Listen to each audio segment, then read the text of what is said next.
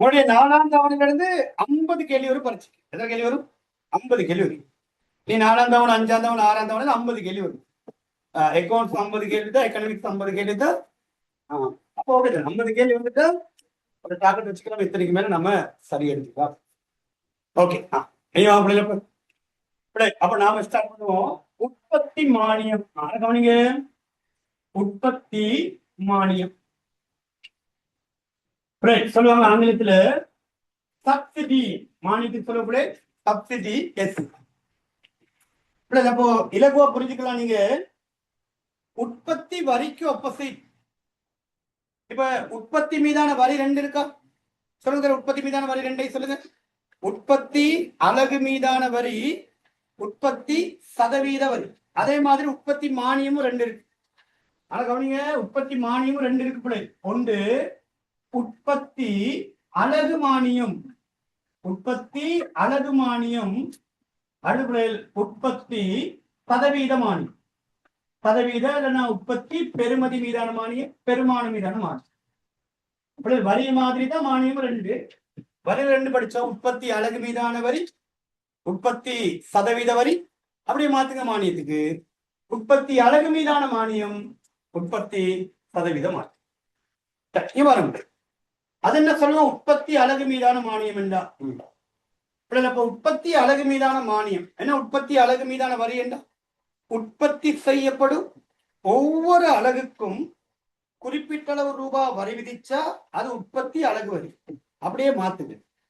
உற்பத்தி செய்யப்படும் ஒவ்வொரு அலகுக்கும், உற்பத்தி செய்கின்ற ஒவ்வொரு அலகுக்கும். அப்ப உற்பத்தி செய்யப்படும் ஒவ்வொரு அலகுக்கும், ஒவ்வொரு அலகுக்கும் குறிப்பிட்ட ரூபா மானியம் வழங்குதல். மானியம் வழங்குதல் உற்பத்தி அலகு மானியம் எனப்படும்.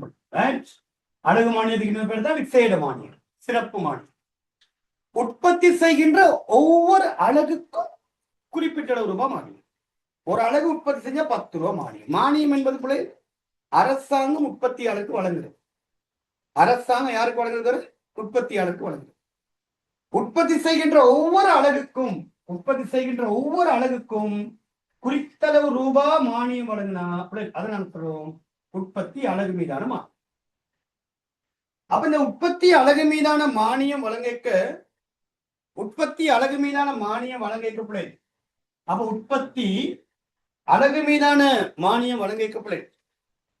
உற்பத்தி அலகு மீதான மானியம் உற்பத்தி அலகு மீதான மானியம் வழங்கப்படும் போது அங்கு உற்பத்தியாளருக்கான உற்பத்தி செலவு என்ன செய்யப்படும்? குறை. உற்பத்தி செலவு என்ன செய்ய மாட்டோம்? குறைவு. அதுக்கு அர்த்தம் என்னன்னா, நீங்க அதை எப்படி பார்க்கணும்னு சொன்னா அப்ப உற்பத்தி அலகு மீதான மானியத்தின் போது உற்பத்தியாளருக்கு செலவு எப்படி குறைவு? இதான் கதை. இங்க பாருங்க, இப்ப நான் ஒரு உதாரணத்தை சொல்றேன். இப்ப உற்பத்தியாளர் மூலப்பொருள் வாங்க போறார். என்ன வாங்க போறாரு சொல்லுங்க? மூலப்பொருள். 1 கிலோ மூலப்பொருள், 1 கிலோ மூலப்பொருள் வந்து 1000 ரூபாய். எவ்வளவு 1 கிலோ மூலப்பொருள்? 1 கிலோ மூலப்பொருளை விட 1000 ரூபாய். அரசாங்கம் சொல்றாங்க, ரைட், நான் உங்களுக்கு 1 கிலோவுக்கு 200 ரூபாய் மானியம் தான். 1 கிலோவுக்கு எவ்வளவு மானியம்? 200 ரூபாய் மானியம். அப்ப 1 கிலோவுக்கு 200 ரூபாய் மானியம் தராங்கண்டா, அப்ப 1 கிலோ என்ன விலை போகுது? 1000 ரூபாய். 200 ரூபாய் யார் தந்துருவா? அரசாங்கம் ஈடு செஞ்சிருவா தானே. அவ உற்பத்தியாளருக்கு உண்மையில எவ்வளவு செலவாகும்? 800 ரூபாய் தானே செலவாகும். அவருக்கு எவ்வளவு செலவாகும்? உற்பத்தியாளருக்கு 800 ரூபாய் செலவாகும். புரிஞ்ச விஷயம். இப்ப அவர் ஒரு 100 கிலோ வாங்க வேண்டியிருக்குன்னு சொன்னா, 100 கிலோ வாங்க வேண்டியிருக்குன்னு சொன்னா, அப்ப 800 ரூபாய் படுத்து 100 கிலோ செலவாகும். அப்ப 800 ரூபாய் படி 100 கிலோ எவ்வளவுமா? 80,000 தான் செலவாகும். ஆனா உண்மையிலே அவருக்கு செலவு 80,000 1 லட்சமா வரணும். 1 லட்சம். ஏன்னா 1 கிலோ என்ன விலை? 1000 ரூபாய். அவருக்கு எத்தனை கிலோ தேவை? 100 கிலோ தேவை. அப்ப பெருக்கி எடுத்தீங்கன்னா 1 லட்சம் தானே வரணும். ஆனா அரசாங்கம் இப்ப எவ்வளவு மானியம் தரேன்றாங்க? 1 கிலோவுக்கு எவ்வளவு தரேன்றாங்க? 200 ரூபாய் தராங்கன்னா, அப்ப 1 கிலோவுக்கு 200 ரூபானா அப்ப 1000 கிலோவுக்கு எவ்வளவு போய் மானியம் சொல்லுங்க? 20,000 மானியம் வந்துடுமா? எவ்வளவு மானியம் சொல்லுங்க? 20,000 மானியம் வந்துடுமா? அப்ப 20,000 மானியம் வந்துட்டு சொல்லு. 20,000 2 லட்சம். சரி, இல்ல 2 லட்சம் அப்படி 2 லட்சம் மானியம் வந்துடும். மாறி எத்தனை கிலோ? 100 கிலோனா 1 கிலோவுக்கு போல. அப்ப 1 கிலோவுக்கு 200 ரூபானா 100 கிலோக்கு கொடுக்கும் 20,000. அப்ப 20,000 ரூபாய் மானியம் ஒதுக்கிட்டாலும் அப்ப இந்த 20,000 ரூபாய் செலவு யார் ஈடு செய்ய போறா? அரசு. அப்ப 20,000 செலவு அரசு ஈடு செஞ்சிருவாங்கன்னா அப்ப இவருக்கு எவ்வளவு செலவாகும் சொல்லுங்க? 80. அப்ப மானியம் வழங்கப்படும் போது உற்பத்தியாளருக்கான செலவு என்ன செய்யும்? குறைவடையும். உற்பத்தியாளருக்கான செலவு. உங்களுடைய கரண்ட் பில்ல பாருங்க. உங்களுடைய கரண்ட் பில்ல மானியம் இருக்கு பாத்திருக்கீங்களா? சப்சிடின்னு சொல்லி ஒரு தொகை அளிப்பாங்க. அப்ப மானியமெல்லாம் கழிச்சு வார தொகை தான் நுகர்வோன் செலுத்துவாங்க. ஒரு 5,000 ரூபாய் பில்லுன்னு சொன்னா அதுல ஒரு 3,000 ரூபாய் அரசாங்கத்தின மானியம். அப்ப 3,000 கழிப்பட்டா மிச்சம் எவ்வளவு சொல்லுவேன்? 2,000. இப்ப சீசன் டிக்கெட் எல்லாம் கொடுக்குறாங்க அரசாங்கம் என்ன விலையில? மானிய விலை கொடுக்குறாங்க. இப்போ அந்த அதுக்கான நட்டத்தை அதுக்கான குறையை யார் ஈடு செஞ்சிடுவா? அரசாங்கம் அந்த போக்குவரத்து திணைக்களத்துக்கு ஒதுக்கிடுவாங்க தொகை. இனி அவன் கொடுக்க போறது இல்லை, அவங்க நட்டத்தை எடுக்க மாட்டாங்க. அப்ப மானியம் வழங்கப்படும் போது அந்த மானியம் வழங்கும் போது உற்பத்தியாளருக்குரிய செலவு என்ன செய்யும்? குறையும். அப்ப உற்பத்தியாளருக்கு செலவு குறைஞ்சா உற்பத்தி நிரம்பல் என்ன செய்யப்படுது? அதிகரிக்கும். அப்ப உற்பத்தி நிரம்பல் அதிகரிச்சா நிரம்பல் கோடு சொல்லுங்க, வலப்புறமா இடப்புறமா? வலது புறம் என்ன செய்யும்? நகர்வடையும். ஓகே, இது அப்படியே வரியில மாறி சொல்லணும். வரியில அப்படியே மாறி சொல்லுங்க. வரியில எப்படி சொன்னோம்? உற்பத்தி அலகு வரியின் போது உற்பத்திக்கான செலவு என்ன செய்யும்? அதிகரிக்கும். அப்ப உற்பத்தி நிரம்பல் குறைவடைஞ்சு நிரம்பல் கோடு இடப்புற நகரம் சொல்லி மானியம் என்ன மாறி சொல்லுங்க. அப்ப மானியத்தின் போது உற்பத்தி அலகு மானியத்தின் போது உற்பத்தி செலவு என்ன செய்யும்? குறைவடைஞ்சு உற்பத்தி நிரம்பல் அதிகரித்து நிரம்பல் கோடு மானியத்தின் அளவா மானியத்தின் அளவா எங்கால நகரம் சொல்லுங்க? வலதுபுறம் நகர் வடி. மானியத்தின் அளவால் என்ன செய்யும்? வலப்புறம் நகர். ஓகே, சரி பாருங்க. அடுத்து இந்த மானியத்தினால வரக்கூடிய விளைவுகள் என்ன? மானியத்தினால வரக்கூடிய விளைவுகள் என்ன? மானியம் இந்த இடத்துல யாருக்கு அரசாங்கம் மானியம் கொடுக்க போறாங்க? வீட்டுத்துறைக்கா நிறுவனத்துறைக்கா? நிறுவனத்துறை. உற்பத்தியாளர் என்பது வீட்டுத்துறையா நிறுவனத்துறையா? அரசாங்கங்களை நுகர்வோருக்கும் மானியம் கொடுப்பாங்க. நுகர்வோருக்கு கொடுக்குற மானியத்துக்கு பேர் சொல்லுவோம் மாற்றல். என்ன பேர் சொல்லுவோம்? மாற்றல். மாற்றல் வேற, மானியம் வேற. அசஸ்மெண்ட் கேள்விப்பட்டிருக்கலாம்? என்ன கொடுக்கணும்? அசஸ்மெண்ட் மானியமா மாற்றலா? சொல்லுங்க. மாற்றல். அது யாருக்கு கொடுக்கிறது? நுகர்வோருக்கு. அப்ப நுகர்வோருக்கு அரசாங்கம் செய்யற உதவிக்கு என்னடா பேர்? மாற்றல். உற்பத்தியாளருக்கு அரசாங்கம் செய்யற உதவிக்கு பேர் மானியம். புரிஞ்ச வித்தியாசம்? மாற்றல் வேற, மானியம் வேற. உர மானியம் எப்படி சொல்லுவாங்க? உர மானியம். உரத்துக்கு என்ன கொடுக்கிறது? மானியம் கொடுக்கிறது. அதான் மானியம் சொல்லுங்க. இந்த மானியத்தினால வரக்கூடிய பொருளாதார விளைவுகள், மானியத்தின் பொருளாதார விளைவுகள் என்ன? வரியில பார்த்த விளைவுகள் இருக்கா? அப்படியே ஒப்போசிட். சொல்லுங்க. வரியில பார்த்த விளைவுகளுக்கு அப்படியே ஒப்போசிட். அப்ப மானியத்தினால வரக்கூடிய பொருளாதார விளைவுகள். அப்ப மானியத்தினால வரக்கூடிய பொருளாதார விளைவுகள் கொஞ்சம் பேசுவோமா? சரி. ஒன்று, மானியத்தினால வரக்கூடிய பொருளாதார விளைவுகள். மானியத்தினால உற்பத்தி செலவு என்ன செய்யும்? குறைஞ்சு. உற்பத்தி செலவு குறைஞ்சு அப்ப என்ன அதிகரிக்குது? உற்பத்தி நிரம்பல் என்ன செய்யும்? அதிகரிச்சு நிரம்பல் கோடு வலப்புறமா இடப்புறமா? அப்படி வலப்புறம் என்ன செய்ய நகர் வடையும். முதலாவது பாருங்க, மானிய வழங்க அங்க உற்பத்தியாளருக்கான செலவு என்ன செய்யும்? குறையும். உற்பத்தியாளருக்கு செலவு குறைஞ்சா அப்ப உற்பத்தி செய்யற அளவு என்ன செய்யும்? கூடி நிரம்பல் கோடு மானியத்தின் அளவால் எங்கால நகரும்? வலப்புறம். இரண்டாவது விளைவு சமநிலை விலை என்ன செய்யுது? சமநிலை விலை. இப்ப உற்பத்தி செலவுல என்ன செஞ்சா? உற்பத்தி செலவுல குறைஞ்சா அப்ப சந்தையில விலை என்ன செய்யும்? குறையும். அப்ப உற்பத்தி செலவுல குறையப்படையில் சமநிலை விலை குறையும். சமநிலை தொகை என்ன செய்யப்படும்? அதிகரிக்கும். மூன்றாவது, நுகர்வோர் மிகை வளமுனர் மிகை சேர்த்த என்ன பிள்ளை? பொருளாதார மிகை என்ன செய்யும்? அதிகரிக்கும். வரியில குறையும், மானியத்துல அதிகரிக்கும். நாலாவது, அரசுக்கு என்ன ஏற்படும்? அரசுக்கு மானிய செலவு ஏற்படுமே. அரசுக்கு என்னடா ஏற்படும் சொல்லுங்க? மானிய செலவு ஏற்படும். ஃபைனலா வரியோ மானியமோ அப்படின்னா சந்தையில யாரு தலையிட்டா? அரசு தலையிட்டா. சந்தையில யாரு தலையிட்டா? அரசு தலை. அது வரி விதிக்கிறதுக்கா இருக்கட்டும், மானியம் வழங்குவதற்கு இருக்கட்டும், இல்லைன்னா அடுத்து படிக்க போற கட்டுப்பாட்டு விலைகளுக்கு இருக்கட்டும், அரசு தலையிட்டா அங்கு கட்டாயம் என்ன ஏற்படும்? ஈடு செய்ய முடியாத இழப்பு.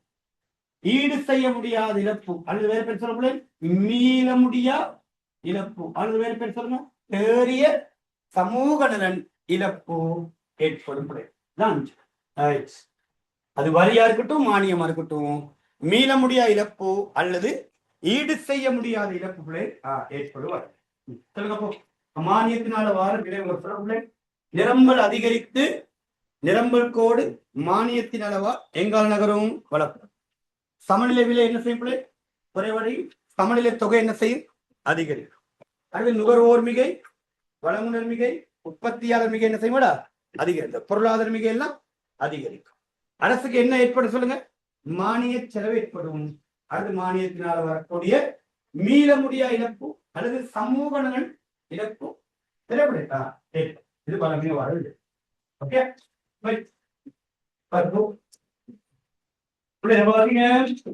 உற்பத்தி மீதான மானியம்.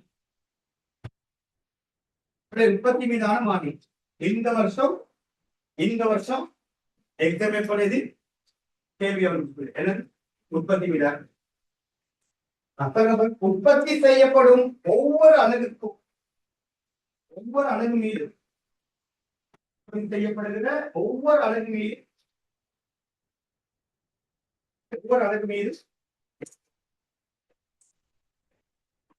மீதும் குறிப்பிட்ட ரூபாய் பெறுமதி மானியம் வழங்குதல் அலகு மானியம் எனப்படும்.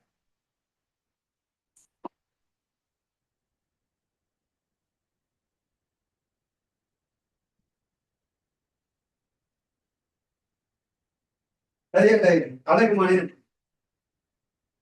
இது நிச்சயமான ஒரு மானியம் நமக்கு. ஏன்னா நமக்கு தெரியும் ஒரு அலகுக்கு எவ்வளவு மானியம் வழங்கும் முன்னமே நமக்கு தெரியும்.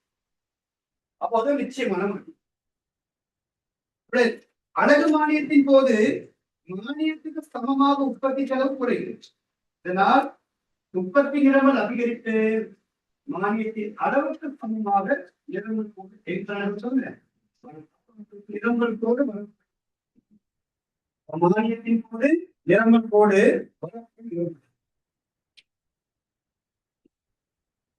கோடு வலதுபுறம் நகரும்.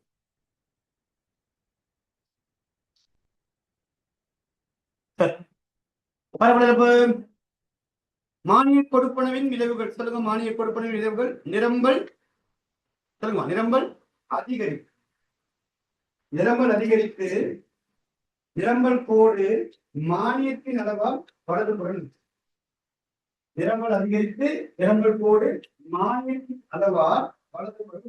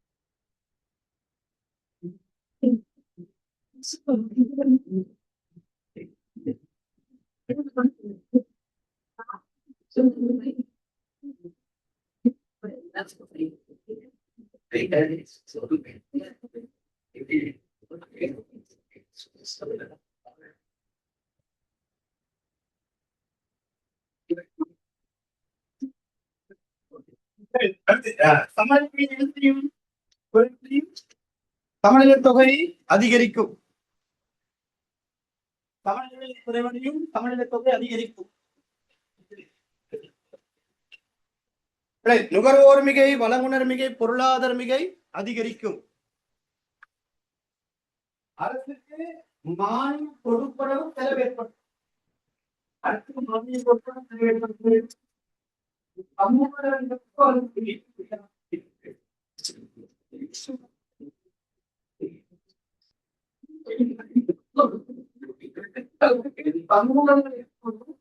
அல்லது மீதம் ஏற்படும்.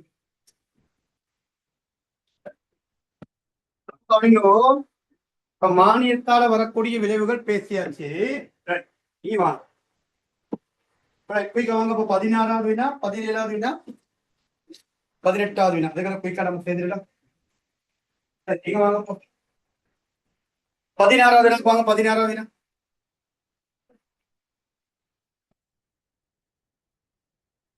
போட்டி சந்தையுடன் விற்கப்படும் பண்டம் ஒன்றின் தரவுகள் பின்வருமாறு.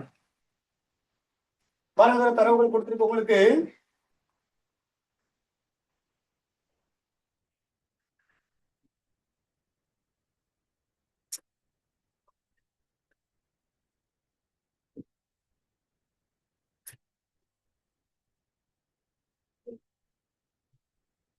பாருங்க, விலை, கேள்வி தொகை, நிரம்பல் தொகை. மானியத்துக்கு முன்னர் சொல்லக்கூடிய மானியத்துக்கு முன்னர் விலை 5 ரூபாய், 10, 15, 20, 25. கேள்வி தொகை 500, 400, 300, 200, 100. நிரம்பல் தொகை 0, 100, 200, 300, 4. சொல்லுங்கப்பா. இப்பண்ட உற்பத்தி மீது அலகுக்கு 5 ரூபாய் மானியம் வழங்கப்பட்டால், 5 ரூபாய் மானியம் வழங்கப்பட்டால் அது கொடுக்கணும் முன்பின். ஆனா மானியத்துக்கு முன்பின், மானியத்துக்கு முன் சமப்பின் சமநிலை விலை மற்றும் சமநிலை தொகையை காண்க. மானியத்துக்கு முன்னர் மானியத்துக்கு சமநிலை பார்க்கறதுக்கு நம்ம ரொம்ப சொல்றது. இந்த ரெண்டு தொகையை நீங்கள் பங்கேற்று பாருங்க. ரெண்டு தொகையை பாருங்க.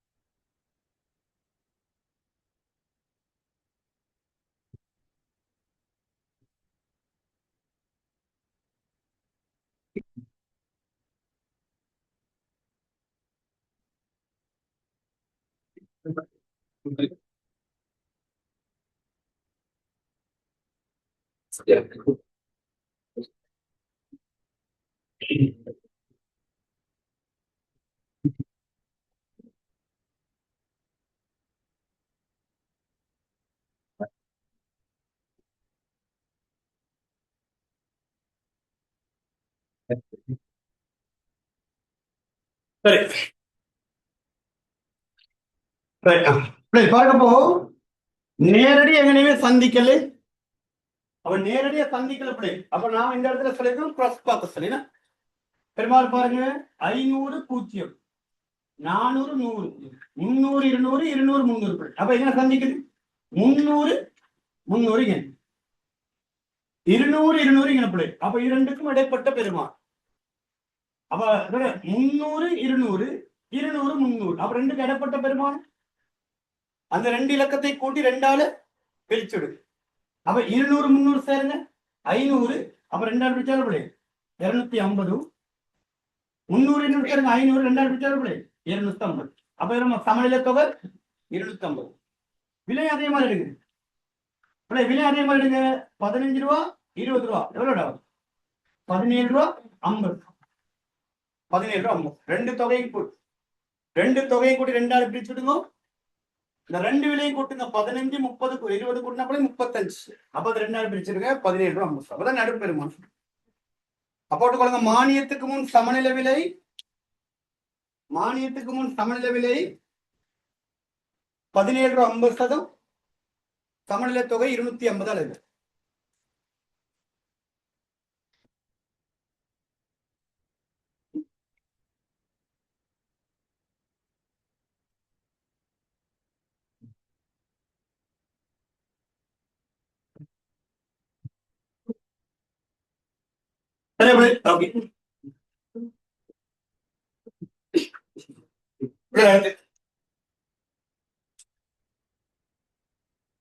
மானியத்துக்கு பின் மானியத்துக்கு பின் கேட்டா அப்ப இந்த அட்டவணையில மானியத்துக்கு பின் விலை கேள்வித்தொகை நிரம்பல் தொகை மாறுங்க. மானியத்துக்கு பின் நிரம்பல் தொகை எப்போ பாருங்க. மானியத்துக்கு பின் விலைகள் அதே விலைகளை பிரதிடுங்க. அதே விலைகள் சொல்லுங்க. 5 10 15 20 25.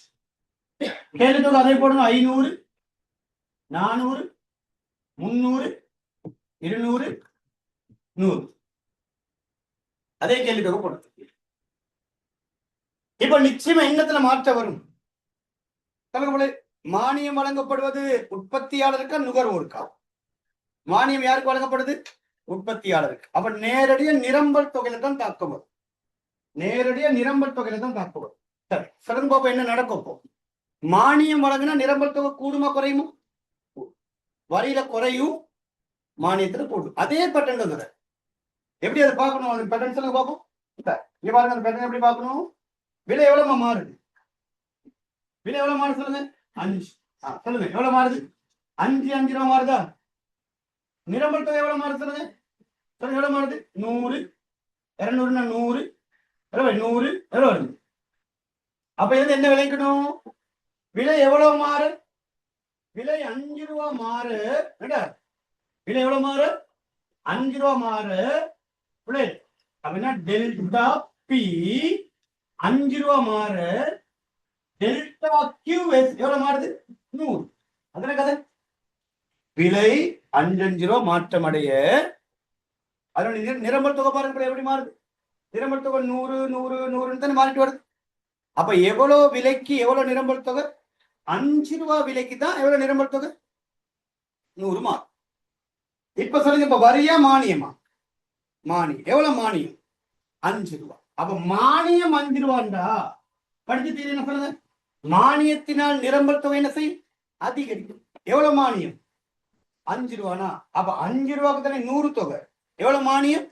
5 ரூபா மானியனா அப்ப நிரம்பல் தொகை எவ்வளவு அதிகரிக்கும்? 100 அதிகரிக்கும். எவ்வளவு அதிகரிக்கும்? அப்ப முன்ன உள்ள நிரம்பல் தொகையோட இப்ப எவ்வளவு கூட்டுங்க? 100 கூட்டிட்டு வந்தீங்கன்னா புதிய நிரம்பல் தொகை வரும். அதே விலையில எங்க செய்யுங்க. சரி, 5 ரூபா விலையில இங்க பாருங்க. 5 ரூபா விலையில முன்ன எவ்வளவு நிரம்பல் தொகை? 0. இப்ப இந்த 0த்தோட 100 கூட்டுங்க. எவ்வளவு? 0 100 கூட்டினா 100. மானியத்துக்கு பின் நிரம்பல் தொகை 100. அடுத்து 10 ரூபாய் முன்ன நிரம்பல் தொகை 100. இப்ப 10ஓட 100 கூட்டுக்கு போல எவ்வளவு? 200.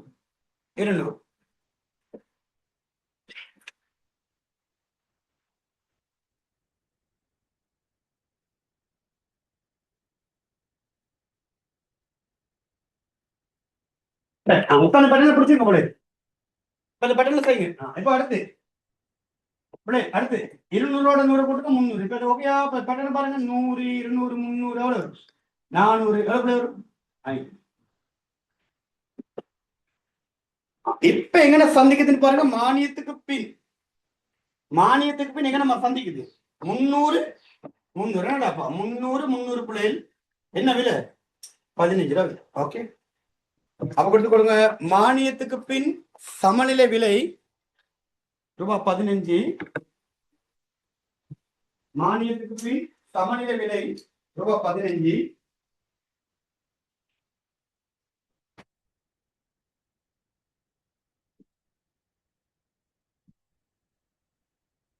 மானியத்துக்கு பின் சமநிலை விலை ரூபாய் 15. சமநிலை தொகை 300 அலகுகள் பிழை.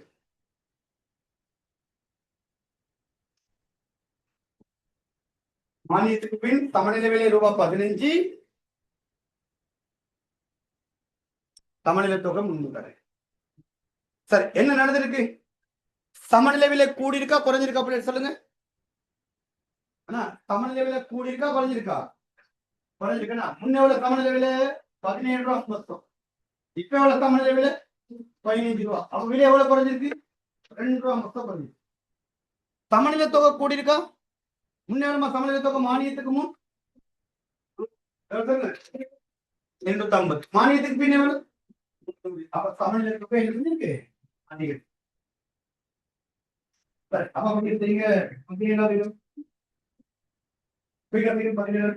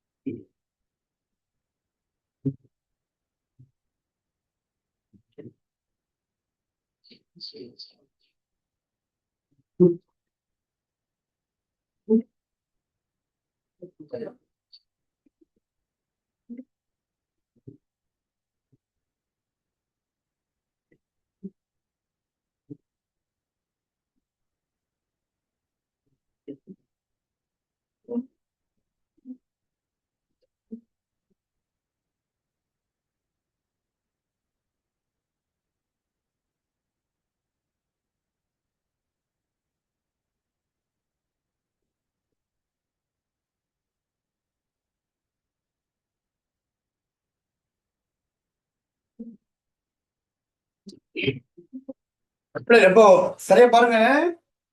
அடுத்த 17ஆம் தினப்பிள்ளை விலை 8642 தொகை 40 60 80 100 120. பெரும்பல் தொகை 100 80 60 40 20. நேரடியா சந்திக்குதா? நேரடியா சமநிலை விலை சமநிலை தொகை நேரடியா இல்லைன்னா பாருங்க. அப்ப ரெண்டுக்கு இடப்பட்ட பெருமானம். அப்ப 80க்கும் 60க்கும் ரெண்டையும் கூட்டுங்க. 80 60 கூட்டினா 140. அப்ப அது ரெண்டாட பிரிச்சால் அப்படியே 140 ரெண்டாடு பிரிங்க எவ்வளவு வரும்? 70. அதே மாதிரி இங்கேயும் 60 80 கூட்டுங்க 140 ரெண்டாடு பிரிச்சால் அப்படியே 70. அப்ப சமநிலை தொகை 70. மானியத்துக்கு முன் 70. விலை அதே மாதிரி பாருங்க. ரெண்டு விலை கூட ரெண்டாடு பிரிங்க. 6 4 10 பிள்ளை 10 ரெண்டாடு பிரிச்சா வரும் 5. இப்ப மானியத்துக்கு முன் சமநிலை விலை 5 ரூபாய், சமநிலை தொகை 70 அல்லது மானியத்துக்கு முன் நேரடியா பாக்குற முறை.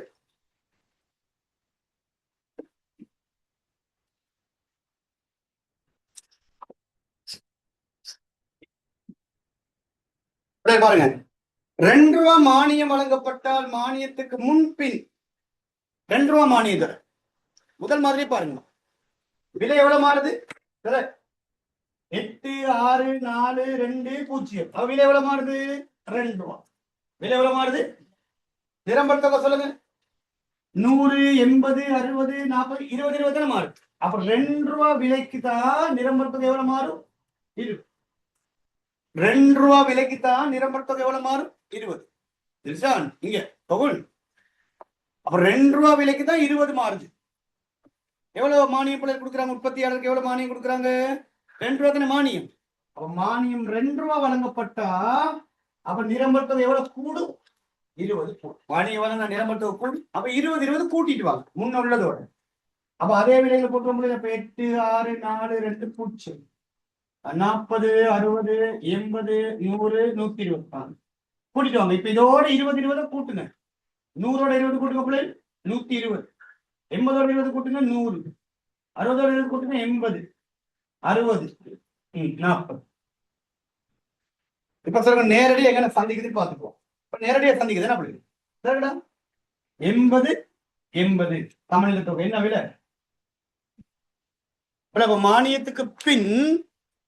மானியத்துக்கு பின் சமநிலை விலை 4, சமநிலை தொகை 80.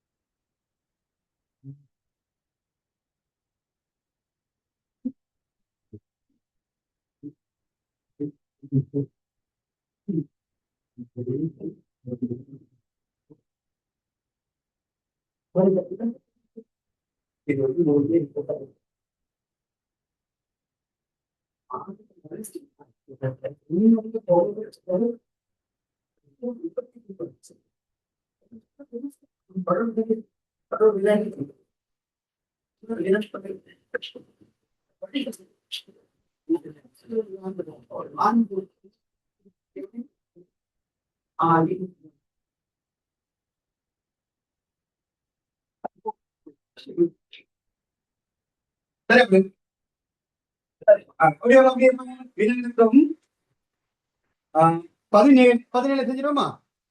17 செஞ்சிடுமா? 18 வாங்க. 18வது 18வது 18வது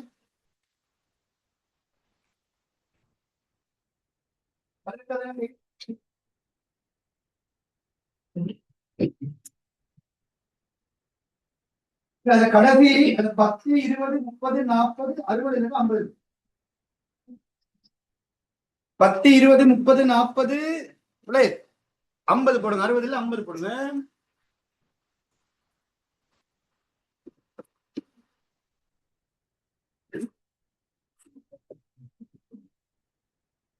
மானிக்கு பின்னணும். அது வைங்க. அதை நான் பேச அங்க பேச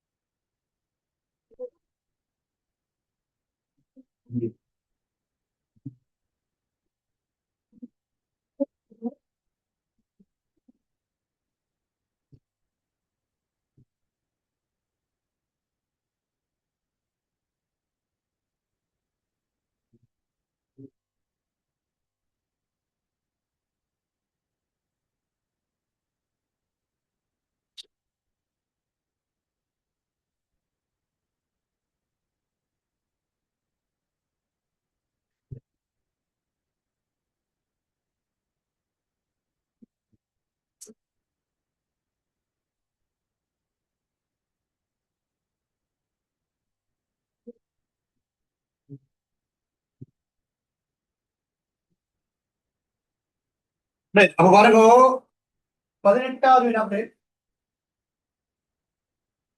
விலை 10, 20, 30, 40, 50. கேள்வி தொகை 1000, 800, 600, 400, 200. நிரம்பல் தொகை 0, 200, 400, 600. நேரடியா சந்திக்கல எங்க நீங்க நேரடியா விலை தொகை இல்ல பிள்ளை. அப்போ கிராசிங் பாருங்க. பாத்தீங்கன்னா இந்த 600, இந்த 400. அப்ப இந்த 400, 600 ரெண்டை கூட்டுங்க 1000. அப்ப 2 பிரிச்சா 1000, 2 பிரிச்சா பிள்ளை 500 வரும் தொகை. 600, 400, 1000 பிள்ளை கூட்டி 2 பிரிச்சா 500 தொகை. அப்ப சமநிலை தொகை 500. விலை அதே மாதிரி எடுக்கும். 30, 40 கூட்டினா 70, 2 பிரிச்சா பிள்ளை வரும் 35. அப்ப குறிச்சு பாருங்க, மானியத்துக்கு முன்னர் சமநிலை விலை, சமநிலை தொகை. மானியத்துக்கு முன்னர் சமநிலை விலை சுபா 35, சமநிலை தொகை 500 அலகுகள்.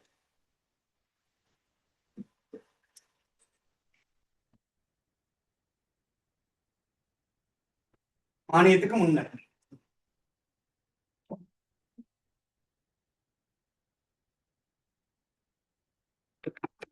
சரி, மானியத்துக்கு பின்னர். எவ்வளவு மானியம்? உற்பத்தி அலகுக்கு 20 ரூபா மானியம் தரும். 20 ரூபா மானியம். எவ்வளவு மானியம்? 20 ரூபா. சரி, முதல்ல நீங்க எவ்வளவு விலை மாறுது பாருங்க. விலை மாறுது. விலை எவ்வளவு மாறுது? விலை மாறு சொல்லுங்க. 10, 10, 10. அப்ப விலை எவ்வளவு மாற்றம் அடையுது? 10, 10 மாறுது விலை. அப்ப விலை 10 ரூபா மாறுதான். நிறமற்றது எவ்வளவு மாறுது? சொல்லுங்க. 0, 200, 200, 400, 400, 600, 600, 800 எவ்வளவு மாறுது? 200. 10 ரூபா விலை மாறுதான். நிரம்பல் தொகை 200 மாறும். 10 ரூபா விலை மாற நிரம்பல் தொகை 200 மாறும். எவ்வளவு விலை மானியம்? 20 ரூபா மானியம். அப்ப 20 ரூபா மானியம் என்றா அவர் 2 மடங்கு ஆகுது. அப்ப இது 2 மடங்கு ஆகுது. அப்படி என்ன சொல்லுங்க. அப்ப அவரு சந்தைக்கு பொருள் கொடுக்குற அளவை 2 மடங்கா கூட்டுவாரு. 10 ரூபாய்க்கு 200 அழகு. அப்ப 20 ரூபாய்க்கு எவ்வளோடா? 400 அழகு. அப்ப அவருடைய நிரம்பல் தொகை எவ்வளவு கூடும்? 400 கூடும். முன்ன இருந்ததை விட 400, 400 கூட்டிப்போம். இப்ப முன்ன 0 அப்ப இப்ப 400. முன்ன 200, இப்ப 600, 800, எவ்வளவு? 1000, 1000. கேள்வி தொகை வளமை போற மாதிரி போட்டுருங்க. அதே கேள்வி தொகை 1000, 800, 600, 400, 200. விலை 10, 20, 30, 40, 50.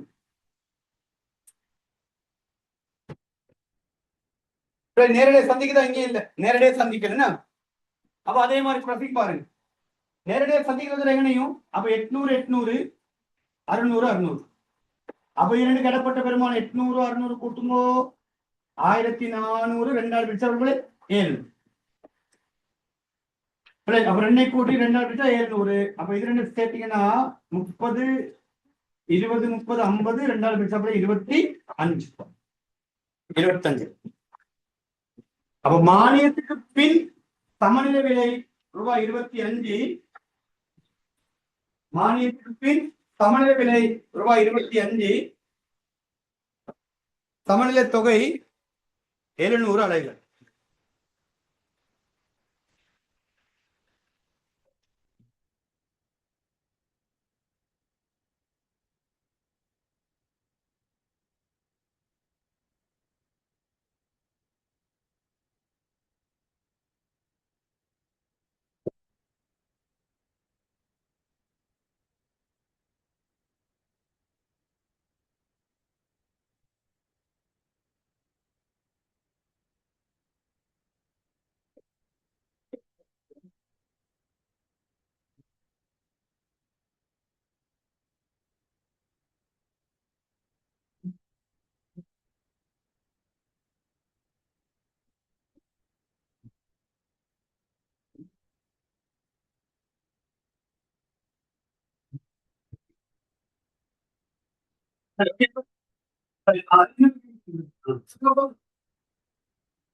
அந்த உற்பத்திக்கு 20 ரூபாய் மானியம், மானியத்துக்கு முன்பின் சமநிலை விலை, சமநிலை தொகை இருந்தாச்சா?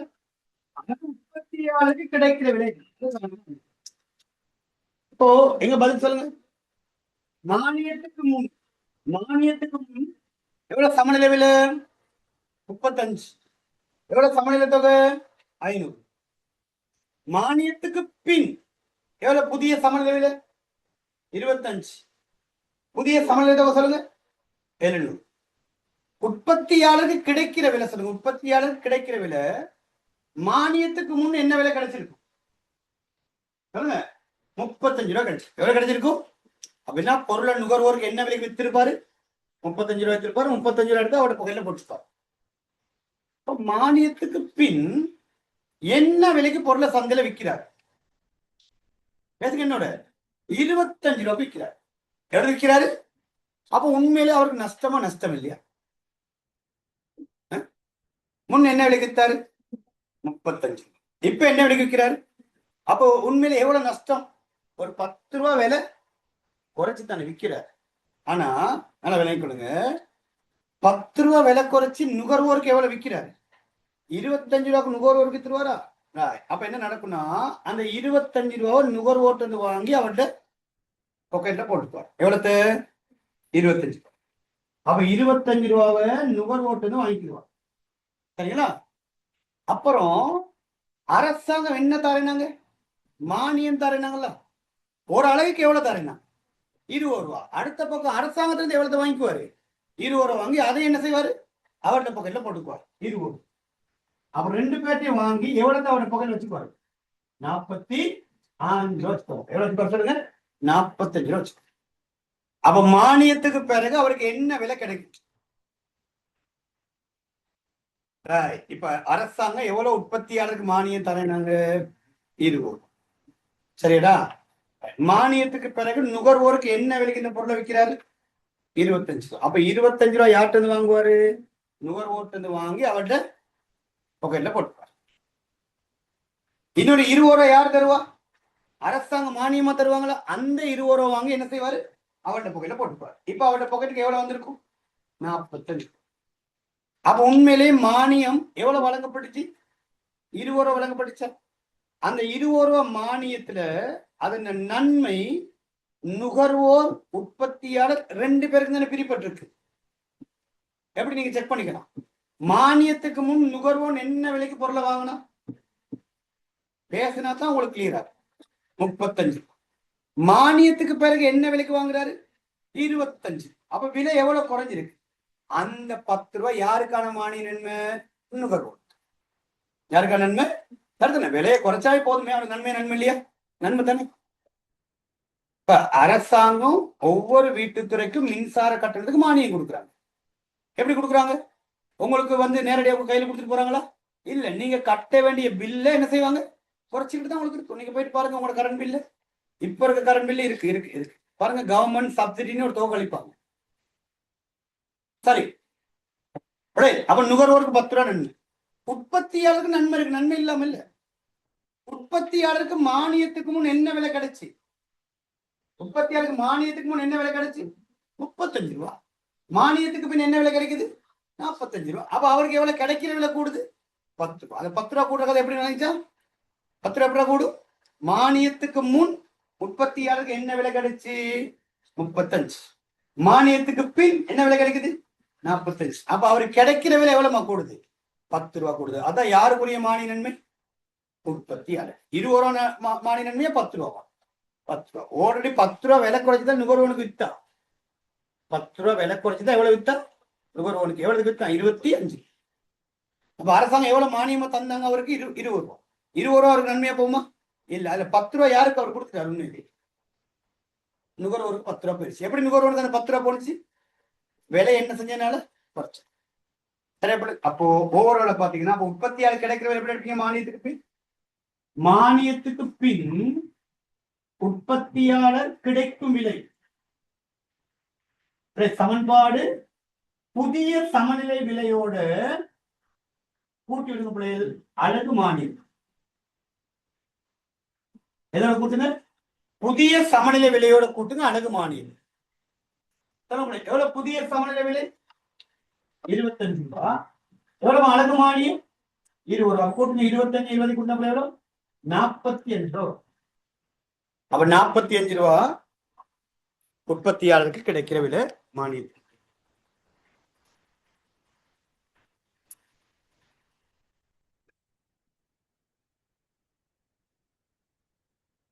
சரி, ஓகே. அப்படியே குயிக்கா உங்களுடைய கிராஃப் காப்பி எடு. கிராஃப் காப்பி எடு.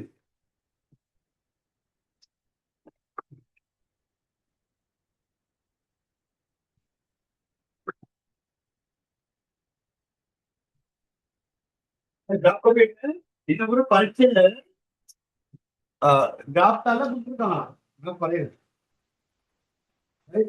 எனக்கு தெரியும். நான் பரீட்சை எழுத ஆரம்பிச்ச காலம் 2013. காத்தால் அப்ப இந்த முறை அது அதன் பயன்பாட்டை ஏற்படுத்திருக்காங்க. அப்ப இனி தொடர்ச்சி ஏற்படுத்தவும் வாய்ப்பு இருக்கு. ஏன்னா அவங்க வரவு நம்ம பார்த்தா உங்களுக்கு திருத்த அவ்வளவு கஷ்டமா இருக்கு. முன்னோட ஆகும். அப்ப எது வரீங்க? கிராஃப்ல வரீங்க, அப்ப நீட்டா வரீங்க தானே. கிராஃப் காப்பி இல்லையா? கிராஃப் காப்பியே பாருங்க.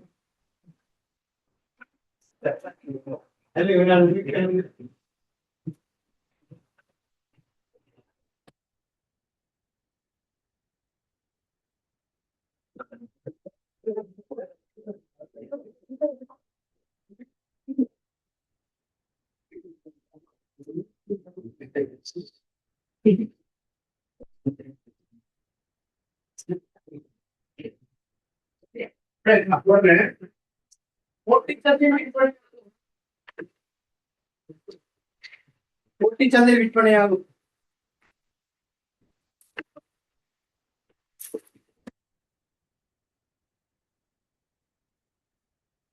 போட்டிச்சந்தை விற்பனையாகும் பொருள் ஒன்றின் கேள்வி நம்பர் பின்வருமாறு. போட்டிச்சந்தை விற்பனையாகும் பொருள் ஒன்றின் கேள்வி நம்பர் பின்வருமாறு.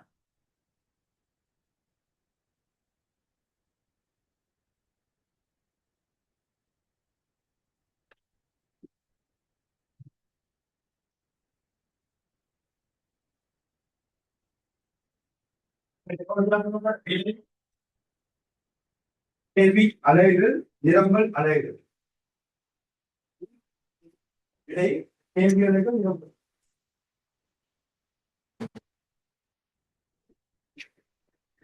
விடை கேள்வி அலைகள் நிரம்பல் அலைகள் போட்டீங்களா? விலை போடுங்க. விலை போடுங்க. 10 20 30 40 50. 10 20 30 40 50. கேள்வி போடுங்க. 500 400 அப்படின்னு 300 அப்படின்னு வச்சுக்கோங்க.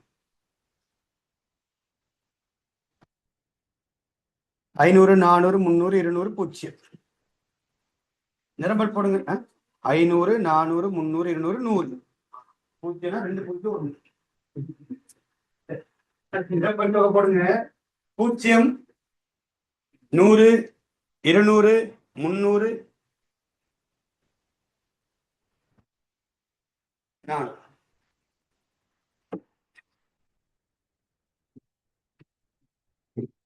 போட்டீங்களா? சரியா? வரைவுத்தாளின் கேள்வி நிரம்பல் கோடுகளை வரைந்து வரைவுத்தாளின் கேள்வி நிரம்பல் கோடுகளை வரைந்து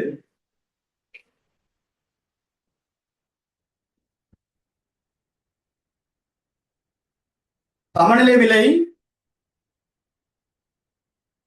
மற்றும் சமநிலை தொகையை கணிப்பிடுக.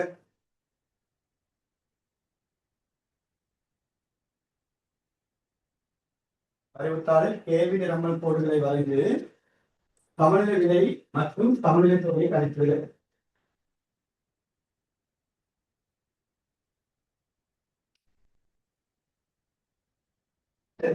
இரண்டாவது, அரசு உற்பத்தி மீது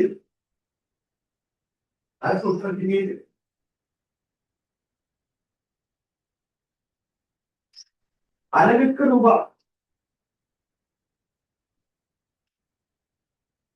10 மானியம் வழங்குவதாக கருது. அரிசி உற்பத்தி மீது அளவிற்கு ரூபாய் 10 மானியம் வழங்குவதாக கருது.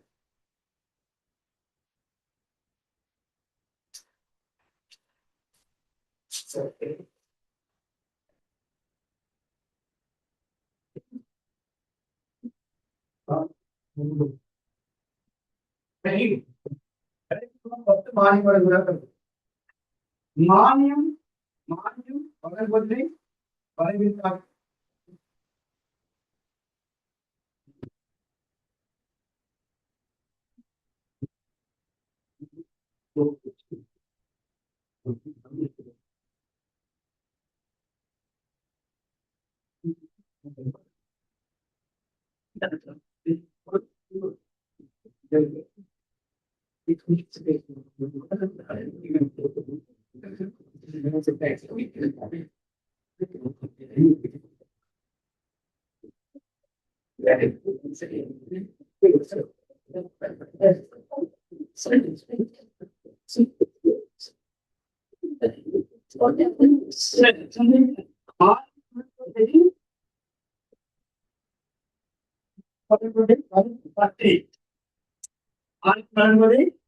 காட்டி வரைவில்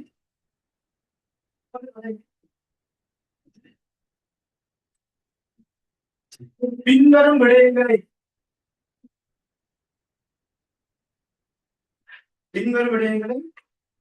ஆங்கில எழுத்துக்களை குறித்து காட்டும்.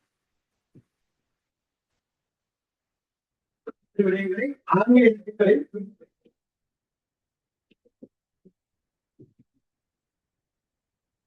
ஆங்கில எழுத்துக்களை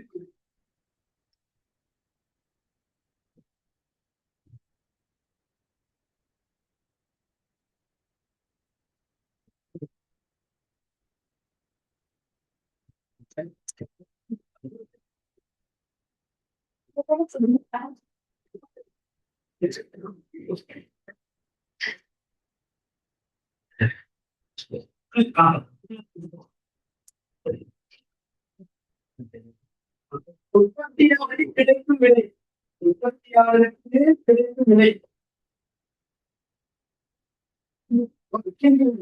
முதலாவது உற்பத்தியாளர் கிடைக்கிறது. அந்த விலையை நீங்க ஏ என்ற இடத்துல காட்டு. ஏ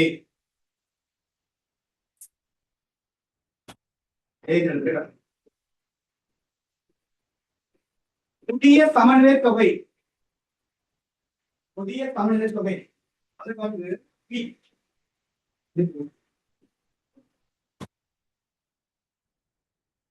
சமநிலை தொகை பி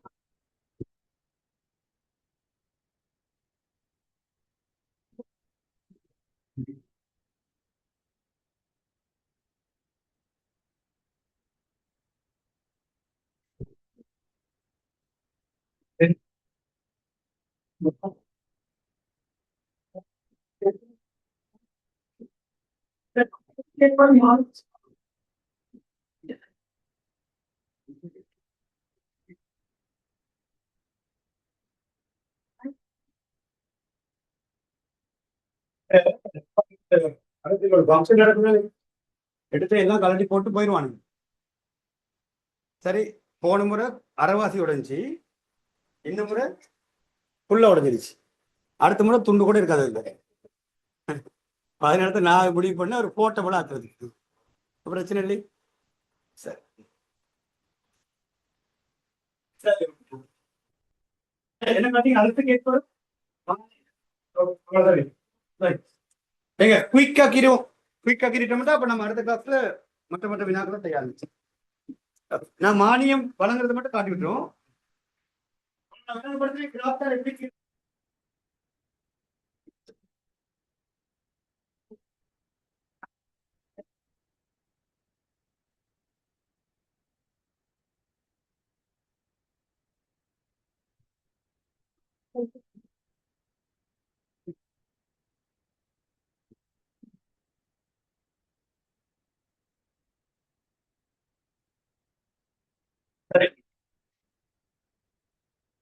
வீக் பண்ணுங்க. இப்படி பிரிச்சுக்கொள்ளுங்க. கிராப் தாள் வழித்தடல வச்சுக்கொள்ளுங்க.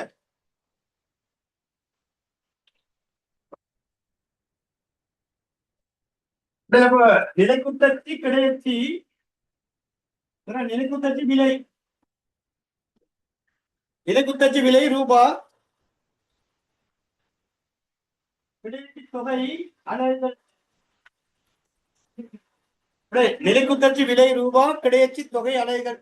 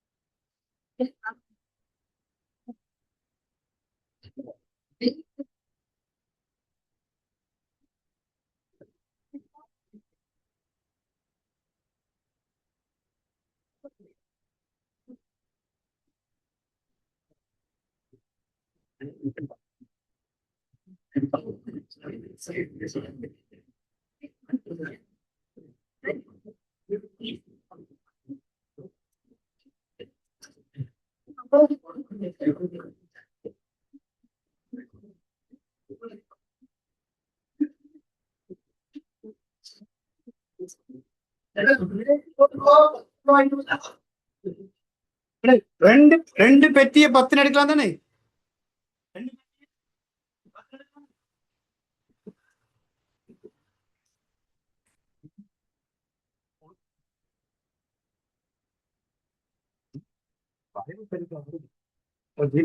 உதாரணம் வச்சுக்கொள்ளுங்க. புதிய விலை 25 ரூபாய் எனக்கு கொடுங்க. கலசமா காசு இது வந்து 25 இருபது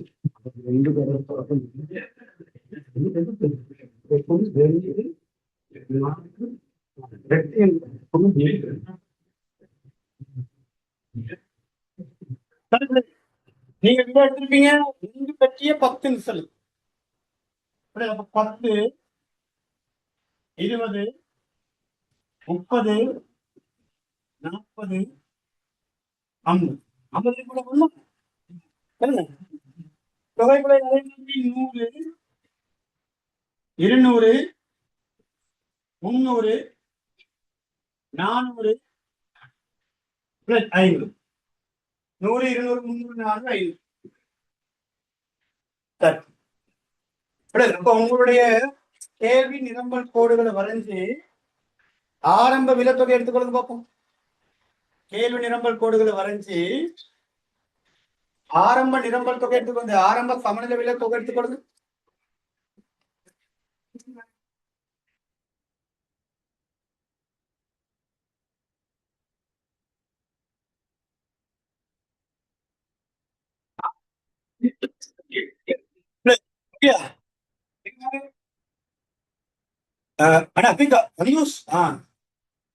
எவ்வளவு விலை சொல்லுங்க.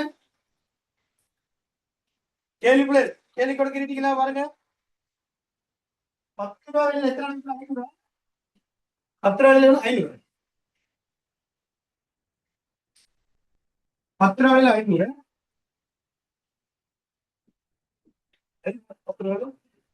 10 ரூபாய் கேள்வி 500 தரும். விலை 60 வரைக்கும் விலை 60 வரைக்கும் போட்டுங்க. அடுத்து இன்னொரு விலை இருக்குங்க.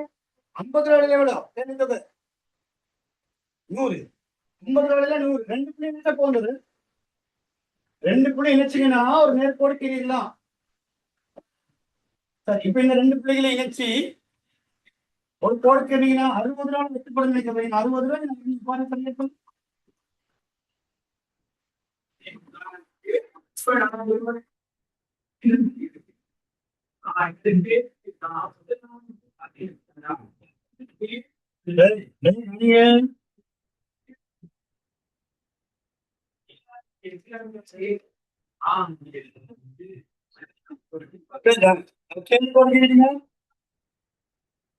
கேள்விக்கோடு விலையற்ற வெற்ற விலை எவ்வளவு வெற்றி 60 ரூபா. அப்ப 60 ரூபாய் பண்ணுவோம். ஆகக்கூடிய கேள்வி விலை, ஆகக்கூடிய கேள்வி விலை 60 ரூபா. சரி, அதே மாதிரி நிரம்பல் கோடு இருக்குமா? நிரம்பல் கோடு எவ்வளவு விலை?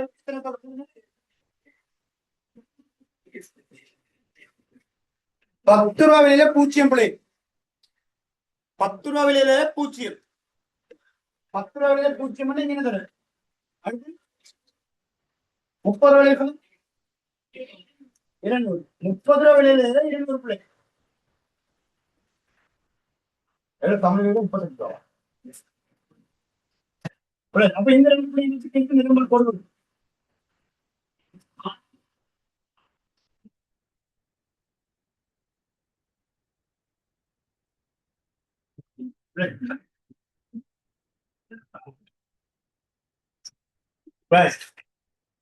இப்ப பாருங்க, இந்த 2 கோடுகளை சந்திக்கிற புள்ளி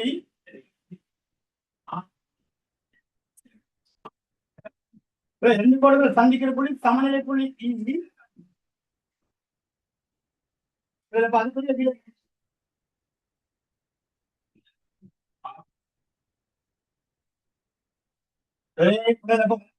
ரூபா. 250 சமநிலை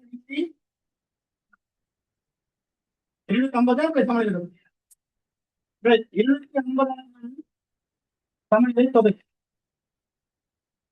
கிரெடிட் பாருங்க, மானியத்துக்கு முன் மானியத்துக்கு முன் அரசு தலையிடம் சமநிலை 35 ரூபா.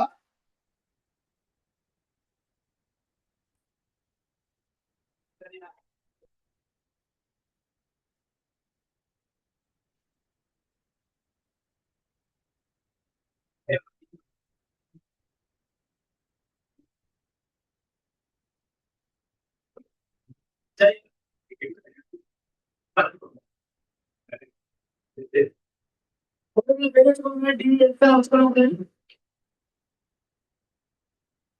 நிரம்பல் கோடு 10 ரூபா இருக்கா? அந்த 10 ரூபா கொண்ட பேர் ஆக குறைந்த நிரம்பல் விலை. 10 ரூபாய்க்கு பேர் ஆக குறைந்த நிரம்பல் விலை.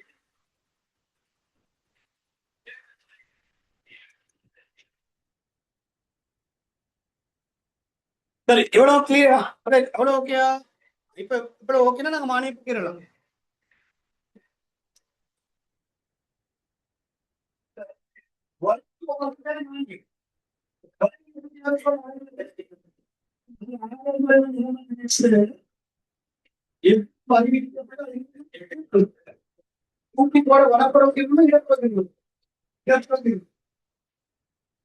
சரியா? இப்ப பிறகு மானியத்துக்கு பிறகு மானியத்துக்கு பிறகு நிரம்பல் கோடு வலப்புறமா இடப்புறமானது. இது நிறைய பேருக்கு குழம்புற விஷயம். வலப்புறம் இடப்புறம் குழப்பிக் கொள்வாங்க. பாருங்க, இது வலது கையா இடது கையா? என்ன கை? அப்ப இப்படி வந்துச்சுன்னா அது இடப்பக்கம். இது வலக்கை பக்கம் வந்து அது வலது பக்கம். அப்படி பாருங்க, இங்க மேல் நோக்கி கீழ் நோக்கி அப்படி சொன்னா குழப்பமாய்.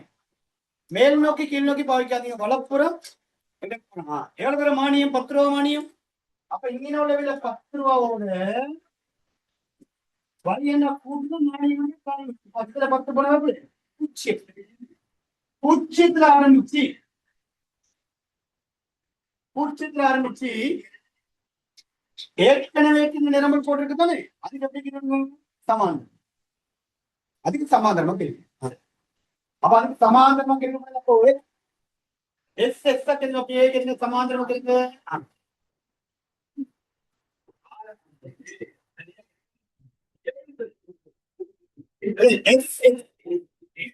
எஸ்எஸ் போடுங்க. Supply after subsidy. Supply after subsidy. மானியத்துக்கு பின் நிரம்பல் கோரத்துல வலப்புறம் அப்ப இந்த புள்ளிக்கு பேர் வைக்கணும் புதிய சமநிலை புள்ளி E1, புதிய சமநிலை புள்ளி E1. அதை இணைச்சிங்கன்னு சொன்னா இப்போது புதிய சமநிலை விலை 300 வரும். புதிய சமநிலை தொகை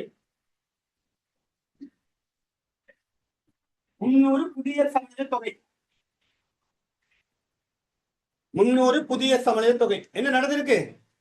சமநிலை விலை கூடியிருக்கா குறைஞ்சிருக்கா? அப்படி சமநிலை விலை குறைஞ்சிருக்கு, சமநிலை தொகை கூடியிருக்க. சரிடா? சமநிலை விலை 35 30 குறையுது, சமநிலை தொகை 250 300 அதிகரிக்குது.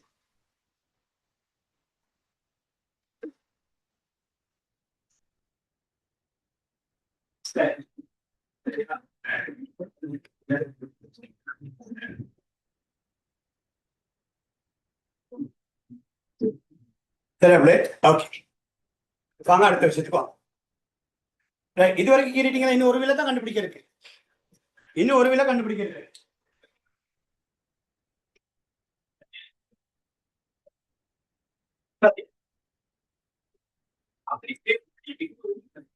இந்த விலை கண்டுபிடிக்குமா? என்ன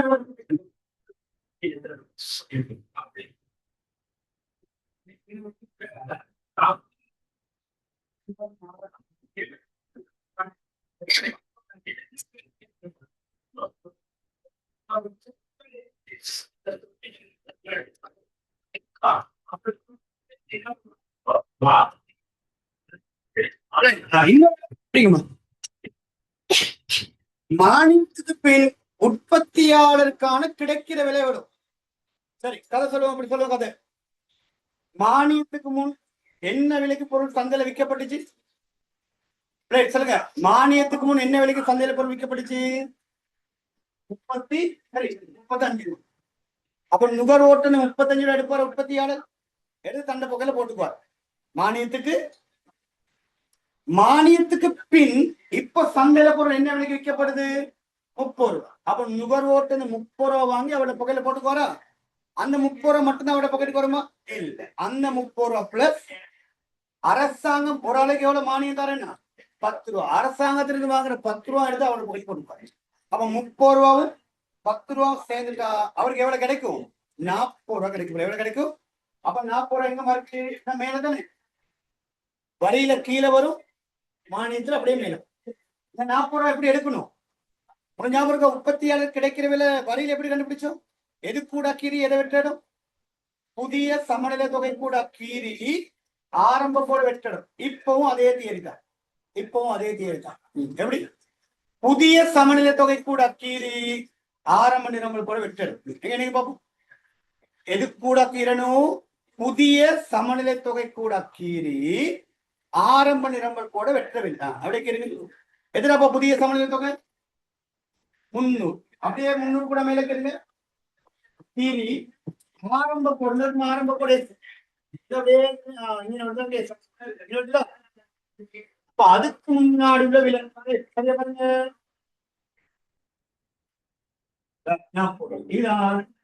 உற்பத்தியாளருக்கு கிடைக்கிற விலை. உற்பத்தியாளர் கிடைக்கிற விலை. உற்பத்தியாளருக்கு கிடைக்கிற விலை. சரியா பாருங்க. வேற எப்படா எடுக்கணும்? எது கூட கீரணும்? புதிய சமநிலை தொகை கூட கீறி ஆரம்பப்பட வச்சது. கணிப்பு செஞ்சு பாருங்க. சரியா? புதிய சமநிலை விலை, புதிய சமநிலை விலை எவ்வளவு? 30 ரூபாய். எவ்வளவு அழகு மானியம்? 10 ரூபாய். கூட்டணும் தானே? 30 ரூபாய் 10 ரூபாய் கூட 40 ரூபாய் விலை வந்து. ஓகே, எங்க சொல்லுங்க. இப்போ வினா கீழே கொடுத்துருக்கு சொல்லுங்க. வரைபடம் காட்டியாச்சா? காட்டிட்டு மானியம் வழங்கப்படுவதை வரைபட காட்டிட்டு உற்பத்தியாளர் கிடைக்கிற விலை ஏன்னு போடுவான். எப்ப எதுமா உற்பத்தியாளர் கிடைக்கிற விலை? 40 ரூபா. அப்ப 40 ரூபா காட்டுங்க. என்ன அடையாளத்துல?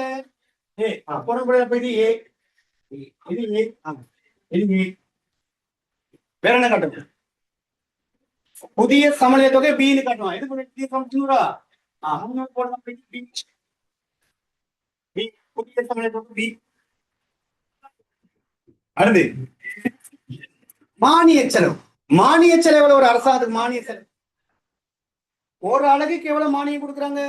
10 ரூபா. என்ன பாருங்க, இதான் ஒரு அழகு மானியம் 10 ரூபா. ஒரு அழகு மானியம் 10 ரூபா. ஒரு அழகுக்கு 10 ரூபா படி எத்தனை அழகு இப்ப சந்தையில பரிமாற்றப்படும்? மானியத்துக்கு பின் எத்தனை அழகு பரிமாற்றப்படும்? 300 அழகு. 10 ரூபா எத்தனை அழகு மானியத்துக்கு செலவழிப்பாங்க? பாருங்க, ஓரளவுக்கு மானியம் 10 ரூபா தர புதிய தொகை 300. அப்ப இந்த முழு பரப்பு தான் அரசுக்கு வர மானிய செலவு. அப்ப நிறைஞ்சிட்டு அப்ப இந்த முழு பரப்பும் அரசுக்கு வர மானிய செலவு. அப்ப அதுக்காக சி என்ன எழுதுட சி ஓரளவு மானியம் தர புதிய சமன்பாடு தொகை.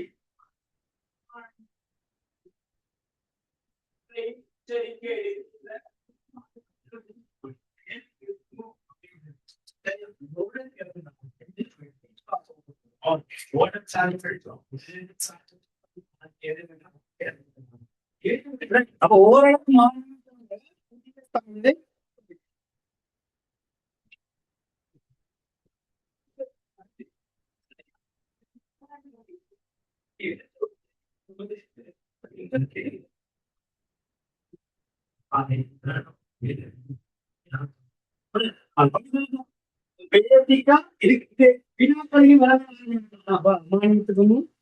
மானியத்துக்கும்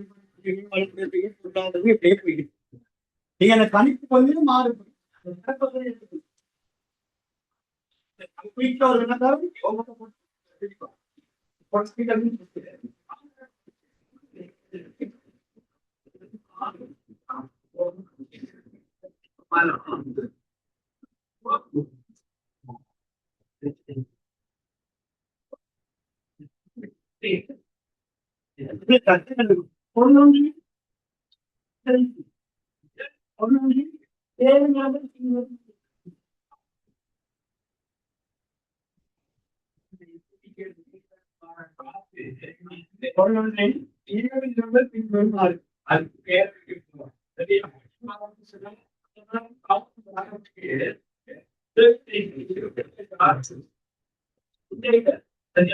பின்வருமாறு. சரி, அப்படி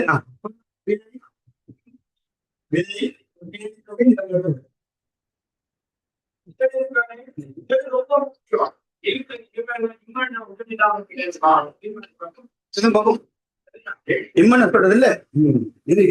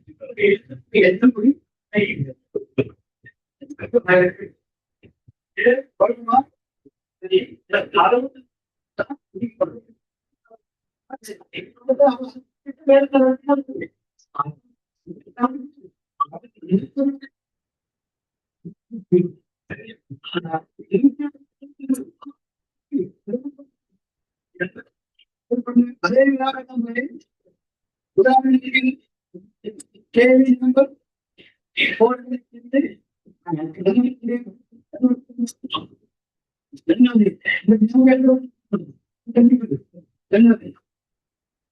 உற்பத்தி மீது முதலாவது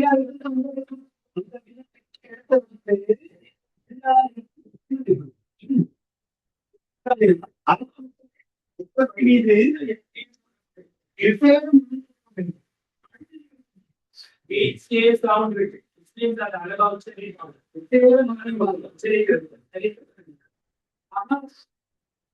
விசேட மானியம் ரூபாய் 20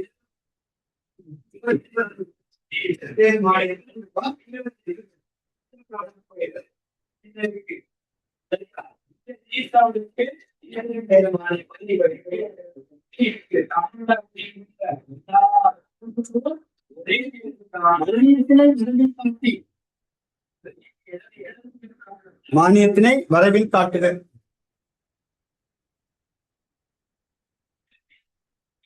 வரைவில் காட்டுக.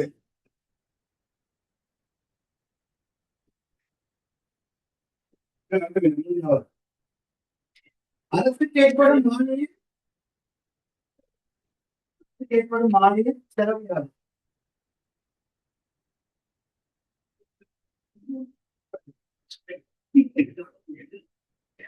அரசுக்கு ஏற்படும்